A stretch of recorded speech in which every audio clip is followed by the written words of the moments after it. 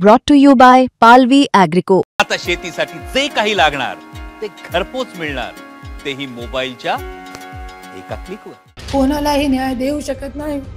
गेले 3 वर्षापासून मी कंप्लेंट करत आहे. माझ्या चरित्रावरती चिखलफेक केली, काय काय कटकारस्थान रचले माझ्यासाठी.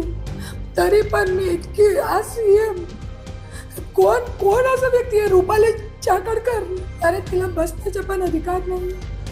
आज माझ्यासोबत इतके कटकारस्थान रचले, मला आत्महत्या करण्याची वेळ आहे आज. पण माझ्या डोक्यामध्ये आहे की मी आत्महत्या करू, आज करू किंवा उद्या करू, पण आपल्या 2 मुलाबाळांच्या तोंड बघून मी जगते आज. आज मनोज जरांगे यांनी पत्रकार परिषद घेतली, तुमचा देखील उल्लेख केलेला आहे. ज्या पद्धतीने त्यांच्यासोबत आज घडतंय, याच्या अगोदर अनेक लोकांसोबत असंच घडले. मग सूर्यदेश असतील, करुणा मुंडे असतील, धनंजय देशमुख असतील. मात्र मी तुमच्यासोबत बोलतोय, काय हे प्रकरण होतं ना, तुम्ही त्याच्याकडे कसं बघताय? 100% जसे जरांगू भाऊ बोलता है तसंच आहे. जे माझ्यासोबत पण कट रचलेले आहे.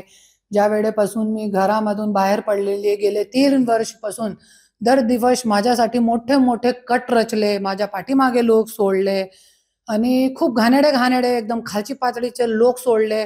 आणि जरी माझे जवळ राहिले तो मीडियावरती काल माझ्यावरती काय पण चिखलफेक करू शकतात, असे खूप काय लोक सोडले, कट कारस्थान रचले. माझ्याकडे रेकॉर्डिंग पण आहे वाल्मिक कराडची आणि दुसऱ्या व्यक्तीची, की तुला 10 कोटी देऊ, तू लग्न कर.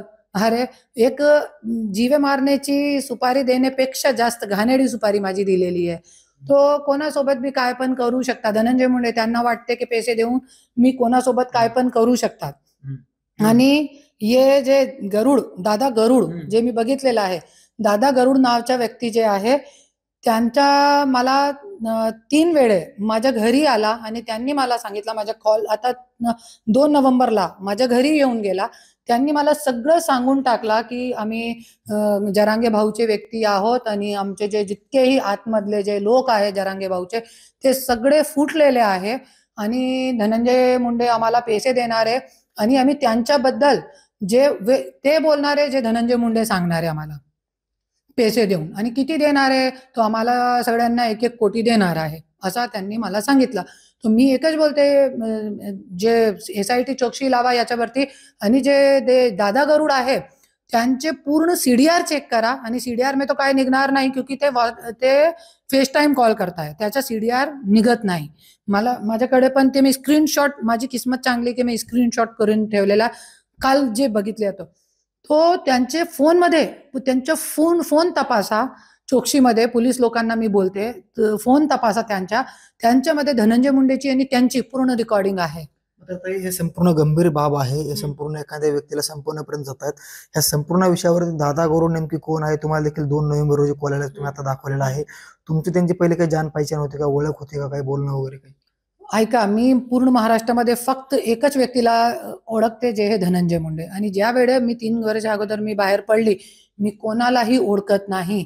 जे व्यक्ती माझ्या मी एक राजकीय पक्ष आहे माझा, जे व्यक्ती माझ्या घरामध्ये येत आहे त्यांना चाय पाजणं, पाणी पाजणं हे माझं कर्तव्य आहे. त्यांच्या ऐकून घेणं ते माझं कर्तव्य आहे, ते मी पूर्ण पाडते.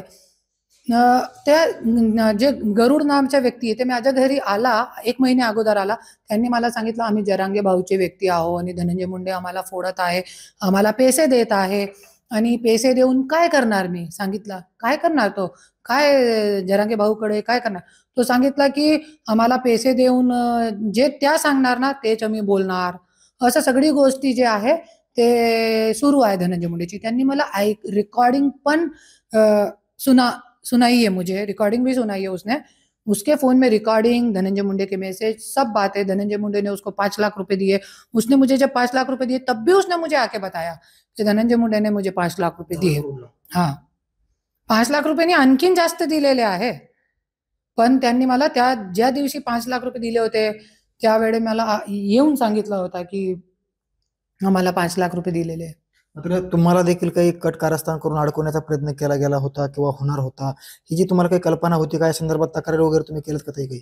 मी अगोदरपासून डे 1 पासून ज्या वेळे मला माझे खोटे व्हिडिओ बनवून प्रचार प्रसार करणार आहे, त्या दिवशीपासून मी माझे अंघोळ करताना व्हिडिओ व्हायरल करू, हे करू, ते करू, माझ्यासोबत लग्न कर, एक व्यक्तीला पाठवला, दुसऱ्या व्यक्तीला पाठवला, सगळी गोष्टीची मी कंप्लेंट केलेली आहे. पण जे शासन प्रशासन महाराष्ट्राचं आहे ते झोपलेलं आहे. आज मला खूप चांगलं वाटते की आज हे गोष्टी जे आहे ते जरांगे भाऊ पर्यंत आलेली आहे. तो बहुतेक याच्यामध्ये होऊ शकते की मला पण न्याय भेटेल. मात्र तुम्ही या संदर्भात पुन्हा आणखी तक्रार वगैरे करणार आहात का, भेटणार आहात का एसपींना? कारण तुम्ही अनेक वेळा तक्रार करून तुम्हाला न्याय मिळत नाही नाही, मी काय तक्रार करणार नाही की मला न्याय भेटणारच नाही. त्याच्यासाठी मी जरांगे भाऊकडे गेली होती ना की तुम्ही मला न्याय करून द्या, क्योंकि हे राजकारणी लोक कोणालाही न्याय देणार नाही, कोणालाही न्याय देऊ शकत नाही. गेले 3 वर्षापासून मी कंप्लेंट करत आहे. माझ्या चरित्रवरती चिखलफेक केली, काय काय कटकारस्थान रचले माझ्यासाठी, तरी पण मी इतकी कोण असा व्यक्ती आहे, रुपाली चाकणकर, अरे तिला बसण्याचा पण अधिकार नाही. आज माझ्यासोबत इतके कटकारस्थान रचले, मला आत्महत्या करण्याची वेळ आहे. आज पण माझ्या डोक्यामध्ये आहे की मी आत्महत्या करू, आज करू किंवा उद्या करू, पण आपल्या 2 मुलाबाळांच्या तोंड बघून मी जगते आज.